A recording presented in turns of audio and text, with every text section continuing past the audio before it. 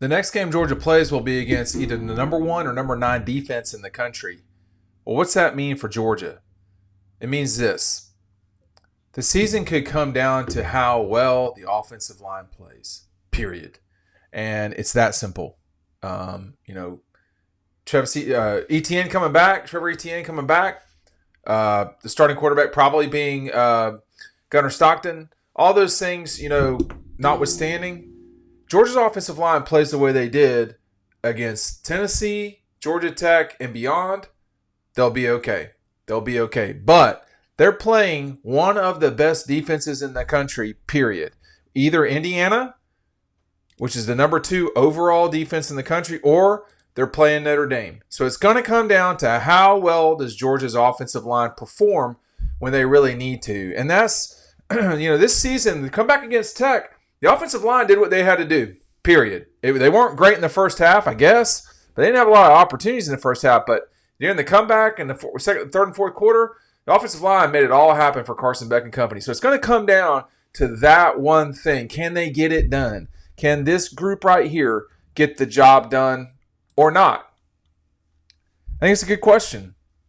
I don't know if we know the answer to that right now. Obviously, they're playing, either either Indiana or Notre Dame in a clash of teams from Indiana. But it's going to come down to Tate Ratledge and Monroe Freeling and Isaiah. Wilson and all these guys. Fairchild, Ratledge, Truss. Can you get healthier on the offensive line? I don't know. But, I'm pointing over here because that's where the recruiting board is, the class board for me. I think the thing to me, if the offensive line was really a problem for a little bit of time there, they did not play well. They were missing their best running back, which was Etienne. They had a really explosive guy in Frazier, but he was fumbling it too much. And, Cash Jones, as good as he is, not explosive the way that the other two guys are. So they kind of hung in there. Carson had to do a lot to get Georgia to where they were at the end of the season. I'm just, to me, for me being honest, there were times, the whole season I felt like Georgia can run the ball better than this, but they're not, and they weren't. I thought Etienne was a really important part of this season for Georgia, and I think, as it turns out, he really is. But boy, I'll tell you what, the offensive line was not doing what they really, had to do in certain instances. Georgia had to throw the football. They were just better at it. They were better at pass protection. They were better at, throwing the ball, generally speaking, more than running it. But then when Etienne came back against Texas in the second game, and even from the sort of Tennessee game on, Georgia was really running the ball effectively, I would say. But they ran it in a big way against Texas. If you've run out of stuff to get for Christmas and you're kind of running out of time, I just sent a few of these off. I have a few left, not a lot. This is Kelee Ringo-signed. There it is. I'm not a weatherman. You can see Kirby Smart in the upper corner there. That is the moment where Georgia clinched its national championship, its first national championship in 40-some-odd years. Here's the other one that Kelee signed. It's right there. There I am, for the record. I'm getting...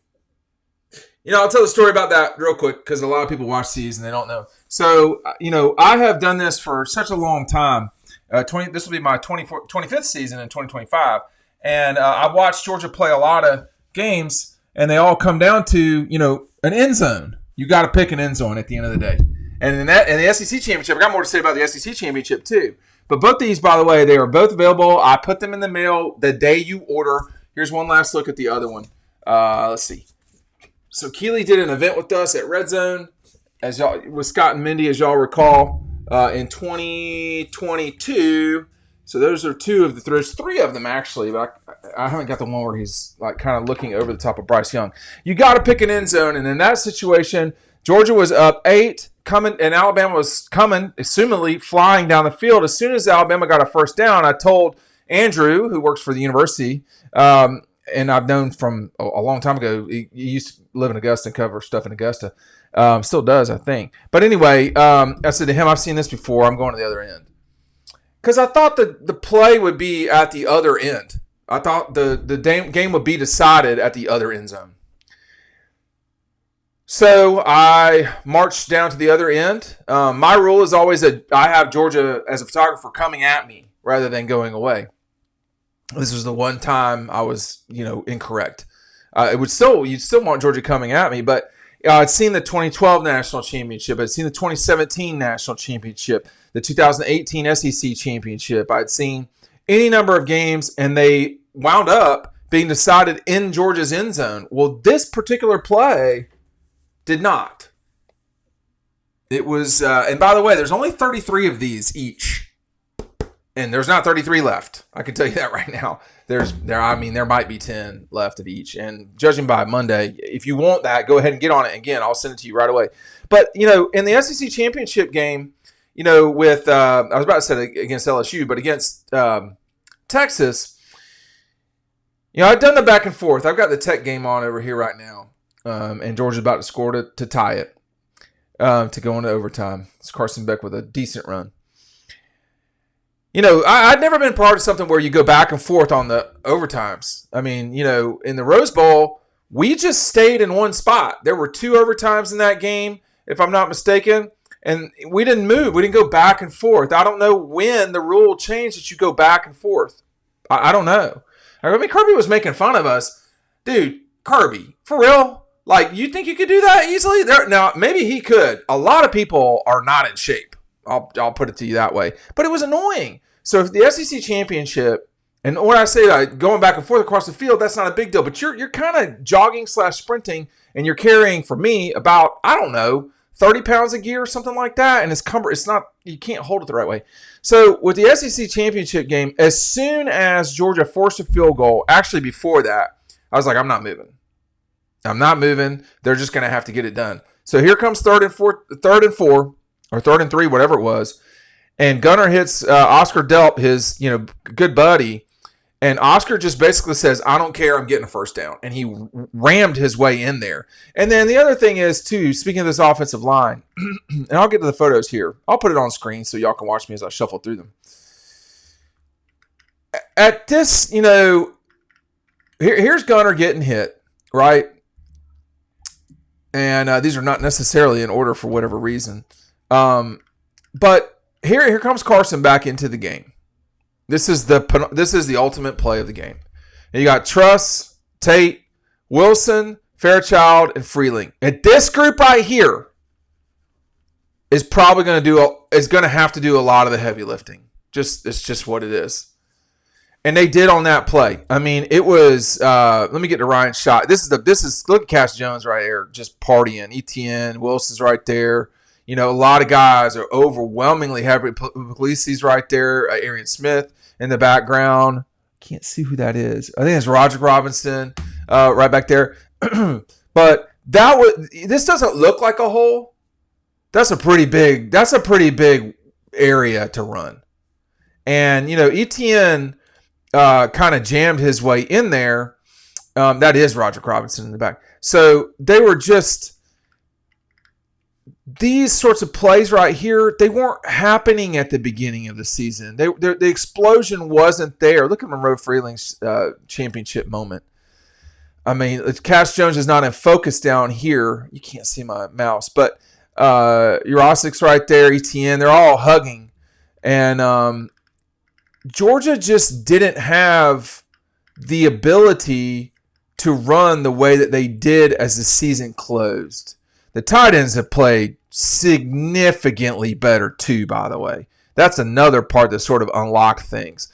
But when you look at, this was a touchdown, I'm pretty certain of Etienne, not the championship touchdown. But here they are telling everybody to quiet down. But again, it's the same lineup. Truss, Tate Ratledge, Wilson, Fairchild, and Monroe Freeling. But here's the thing, too, y'all, is that Georgia, let me get the camera back on me, that Georgia could be in a situation with, as we go into the playoffs here, and they're going to play Indiana or Notre Dame, they're going to go on to Penn State or whoever. I mean, we don't really know, but you would imagine it would be Penn State. I mean, Penn State's number 6 in the country. And people say, well, nobody in the Big Ten plays offense. I'm not going to dispute that. I'm not, because Michigan's the number 14 team in terms of Michigan is the number 14 team in the country on defense. And they allowed 31 points at home to Texas. So there's that. Oregon scored 38 on them. So is it a matter of who are you playing? I mean, it might be. I mean, Georgia played explosive offenses in Mississippi, Alabama, Tennessee. Those three alone, just off the top of my head, pretty explosive offenses. The Southeastern Conference has pivoted away, it seems to me, from superb defenses to really good offenses. I mean, Georgia's the number 35 total defense in the country. Do y'all think that's true? I mean, Sark said that's arguably the best defense in the country. Well, they're giving up 336 yards a game. Like the time and 5 yards of play. Like that's a fair amount. That's a fair amount. It's not crazy, but that's a fair amount. That's not Georgia. You're not used to Georgia giving up that many per yardage. I mean, Rice is in front of Georgia in terms of defense. So some of this is, hey, who are you playing, etc. But some of it is you didn't stop UMass. You didn't stop Georgia Tech. You didn't. I'm trying to think of. I mean, they stopped Clemson, but I mean, Clemson's not really anywhere to be found anymore in the total defense. So I think to some degree, we may be pivoting back to better offenses mattering more. I don't know if that's true, but I will say this. It's going to come down to how those guys play up front. I mean, that's it. And if Freeling and company, even if Ernest Green gets right, you got some guys. We've seen Bobo. We've seen Green. We know what they can do. We've seen a lot of Morris. They've got guys. And, if you can go into the playoff with 7 or 8 dependable offensive linemen, but you're 5-ish, that's a really good position to be in. But make no mistake about it. These guys are going to have a challenge on their hands when they get to New Orleans. I mean, period. Everybody, the notion that Georgia is just going to run through whoever they see there. I mean, there's going to be a challenge right in their face. Notre Dame can do some stuff that Georgia has seen before, and they've had a hard time with it. But if it's going to come down, their season very well will come down to how well the offensive line plays. Number one, and then number two, I think if you want to be positive about it, and you think about the way Georgia's been lately, that's been a good thing. That's been a good thing. I mean, they have really played well, generally speaking, on the offensive line and in the run game. I'm going to recap a couple of games here just as we go. Because at the beginning of the season, it was not great. It was, I would say, okay, running the ball. It wasn't at all like it's been in the past. But when you look at rushing the football, Georgia went for 169 and 166 in the first 2 games of the season. Then they really had a hard time. They only had 102 against Kentucky. They had 80 against Alabama. 80 against Alabama, that's not a great defense over there. They're good, but they're not like what they were when Kirby was there. 141 against Auburn, 146 against Mississippi State. They have gone halfway through the season. Texas, 108. They ran enough. Against Florida, 146. They've gone all the way through this season with hardly hitting a 200-yard game running the football. That's nuts for Georgia. Ole Miss, they ran it for 59 yards. 106 against Tennessee. They ran enough. Massachusetts, they ran for 208. 108 against the Jackets, and then 141 against Texas. I mean, they're not running the way that you'd really want to. 141 against Texas, I'd say that's pretty good, to be honest with you. In a championship situation, everything they had to run sometimes. So, when you compare that, just last season, let's just look at, comparatively speaking, Georgia's had 1 200-yard rushing game this season. 1. That's not great. That's not, there's an explanation for it, but that's not been great. So last season, Georgia, 159, 99, 190, 188, 107, 173, 291, 171, 131, 300, 156, 262, and then 78 against Alabama, and then 372 against Florida State. So last season, just 190 and above. 1, let's just say 1, 2, 3, 4, 5, 6 games of 188 yards or more on the ground last season. I think there's one this year. So you control things. You are doing what you want to do. There's a million things that, that matter, and because you're controlling the run game. I mean, it's probably the most important thing besides turnovers in football. You want to look at basketball, who's winning the rebounding, period. Like, turnovers matter a lot too, to be honest with you, but I think rebounding might matter more. And you're gonna, you get in the 15 area for turnovers in basketball. That's getting way too high. Like, you want it like 12 or fewer, 10 if you can't. 10 would be great. So, because turnovers lead to fast breaks lead to points and fouls. In football, if you're controlling the ball, that means you're with the run, you're hurting other people. Now, with that said, which of these games has Georgia played with ETN in the ball game? Because there's not been a lot of those. And that's the thing. Tennessee Tech, 166. 102 against Kentucky. Alabama, 80. They fell behind so hard, so fast. 141 against Auburn. 146 against State. 108 against Texas. Not great, but fine. But not great. And then here lately, he did not play against Florida hardly. He did not really play against Ole Miss. He did not play against Tennessee. They did not hit 150 yards rushing on any of those games. He did not play against UMass or Tech either. But, I think with UMass, they were kind of overwhelmed. So I think it comes down to what's it like when they're, nothing from here on out is going to be Georgia hot knife through butter. That's not how it's going to be. I think particularly if you have Gunner as your quarterback, these games could be more controlled. They could be more of a fight, I guess you could call it. That's one way to put it. But I think it's possible that Georgia can control things a little bit more in terms of like being on schedule more to some degree if Gunner's out there. And he also adds a run element too. So I think the read option matters as well. But it's going to come down to that offensive line. It just is. And I think that's what it's going to be for the Dogs. Thanks for watching.